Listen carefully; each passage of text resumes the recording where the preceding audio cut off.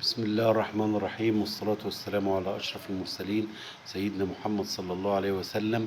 أهلا ومرحبا بكم في فيديو جديد.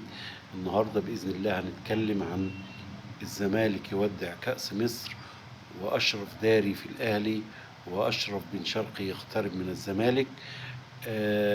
امبارح انتهت مباراة الزمالك وطلائع الجيش، التعادل 1-1 في الوقت الأصلي، وكسب طلائع الجيش 5-3 بضربات الترجيح. طبعا هي النتيجة مفاجأة في كل الأحوال، بس اللي المفروض الطبيعي ان الزمالك يكسب. كانت فرصته كبيره في ظل ان الاهلي ما بيشتغلش، يعني اعتذر عن البطوله، وبالتالي انت كان فرصتك كبيره.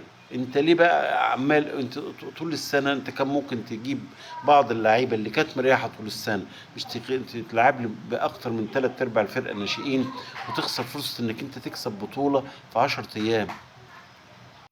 زي ما بقول لحضراتكم، كانت فرصة تاريخية بالنسبة لنادي الزمالك. مش هنقول تاريخية لأن هي في النهاية كأس مصر، بس يعني بطولة في موسم أنت كان مش أحسن حاجة طلع بيه بس من الكونفدرالية. لو كنت طلعت بكأس مصر كانت هتديك معنويات أعلى، وهتبتدي تخش الموسم الجديد بإمكانيات ومعنويات كبيرة، وكانت الدنيا هتختلف معاك شوية. هم اختاروا الطريق ان هو قال لك هريح اللعيبه عشان ماتش السوبر وكده، ولكن احنا بنتكلم بصفه عامه ان جات لك فرصه، وخاصه الاهلي مش موجود وكده. فالزمالك كده دخل في سكه غلط، يعني هتلاقي كل يوم هيبتدي الدنيا تلخبط معاه اكتر. تاني حاجه، ان شاء الله اشرف داري باذن الله خلاص تقريبا خلص في النادي الاهلي، ومسألة ممكن في خلال ساعات 48 ساعة تقريبا هيكون موجود هنا في مصر وبيعمل الكشف الطبي وبيخلص.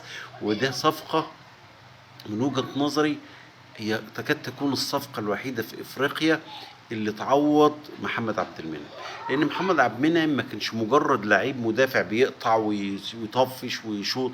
لا، محمد عبد المنعم كان أقرب للعيب المتكامل، اللعيب اللي فيه إمكانيات يجيب جول، يكمل، يطلع الكرة صح من تحت، تبني عليه فرقة، يعني تبني عليه خطة لعب.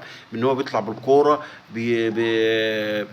بيباصي، بيستلم كويس تحت ضغط، بيطلع يجيب لك اجوان، بيفنش كتير. ولو شفناه تقريبا في الماتش في النهائي دوري الابطال، الكره بتاعت معلول عملوها اكتر من مره، وعملوها في ماتشات كتيره. فكان وعملوها في صن داونز، وعملوها في كذا مباراه.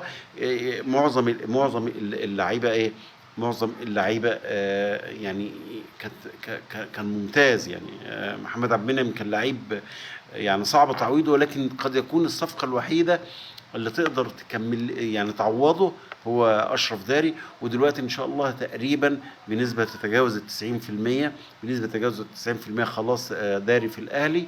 وبإذن الله بإذن الله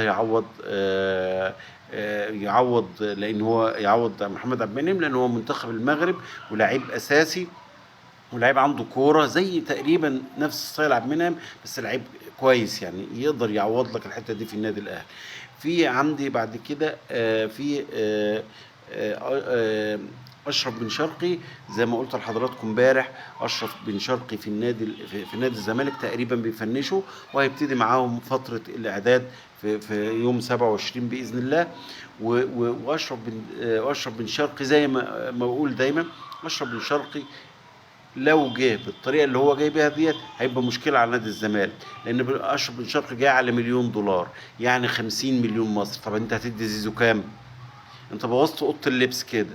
هتدي زيزو كام؟ زيزو المفروض على الاقل بقى يقول لك انا ما سبتكش وما بعتكش، ودوكا كان سابك في وقت ما انت كنت محتاجه، ولما عقده خلص انا النهارده قاعد معاك وجاي لي 100 مليون والحكايه والروايه. تدي له كام؟